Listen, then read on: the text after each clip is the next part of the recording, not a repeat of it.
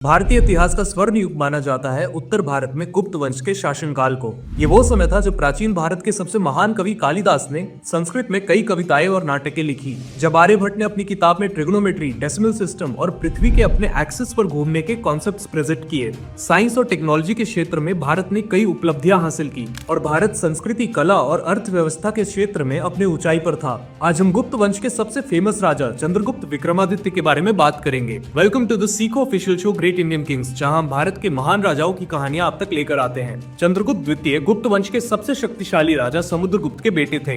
इन्होंने साल 375 के अराउंड गद्दी संभाली और अपने पिता के राज्य को आगे बढ़ाया। समुद्रगुप्त ने अपने युद्ध कौशल से गुप्त साम्राज्य का विस्तार पूरे उत्तर भारत में किया था, लेकिन चंद्रगुप्त विक्रमादित्य ने वॉरफेयर के साथ स्ट्रेटेजिक अलायंसेस का भी जरिया अपनाया। चंद्रगुप्त की सबसे इंपॉर्टेंट मिलिट्री अचीवमेंट मानी जाती है शाकाओं का विनाश। सेंट्रल एशिया से आए शाकाओं का प्रभाव गुजरात, मालवा और सौराष्ट्र पर था। साल 409 के अराउंड चंद्रगुप्त ने अपनी सेना की मदद से रुद्रसिम्हा तृतीय को हराया और शाकाओं द्वारा रूल्ड एरियाज को अपने साम्राज्य का हिस्सा बना लिया। इससे इनका साम्राज्य बंगाल से लेकर अरब सागर तक और उत्तर में हिमालय के पार से लेकर नर्मदा नदी तक फैल गया। इसी इंपॉर्टेंट विक्ट्री के बाद इन्होंने विक्रमादित्य उपनाम धारण किया। अपनी दक्षिणी बाउंड्री को सुरक्षित करने के लिए इन्होंने अपनी बेटी प्रभावती का विवाह साल 380 में वकाटक वंश के राजा रुद्रसेन द्वितीय के साथ किया। साल 385 में रुद्रसेन की अनटाइमली डेथ हो गई। इसके बाद प्रभावती ने अपने बेटों के लिए प्रतिनिधि के रूप में लगभग 2 दशकों तक राज किया। इससे दक्षिण में गुप्त साम्राज्य का प्रभाव और भी बढ़ा। अपने दरबार में चंद्रगुप्त ने विज्ञान और कला को बढ़ावा दिया। इनके नवरत्नों में फेमस एस्ट्रोनॉमर वराहमिहिर और संस्कृत कवि कालिदास शामिल थे।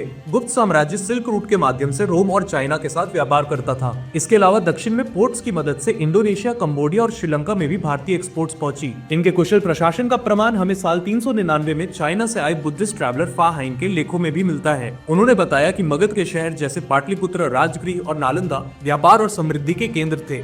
सड़कें साफ और यात्रियों के लिए सुरक्षित थी। अस्पतालों में गरीबों, विकलांगों और बीमार लोगों के लिए भोजन, औषधि और पानी का प्रबंध होता था। प्राचीन भारत के स्वर्णिम काल में राज करने वाले इस राजा की मृत्यु साल 415 में हुई। इनके बाद इनके बेटे कुमारगुप्त राजा बने। कुमारगुप्त ने भी गुप्त साम्राज्य को आगे बढ़ाया, लेकिन उनके बाद साल 455 में राजा बने स्कंदगुप्त, जिन्हें बाहरी आक्रमणों का सामना करना पड़ा। इसी से गुप्त वंश धीरे धीरे कमजोर पड़ने लगा। कैसी लगी चंद्रगुप्त विक्रमादित्य की कहानी मुझे कॉमेंट्स में बताइए और अच्छा लगा तो अपने दोस्तों के साथ शेयर कीजिए।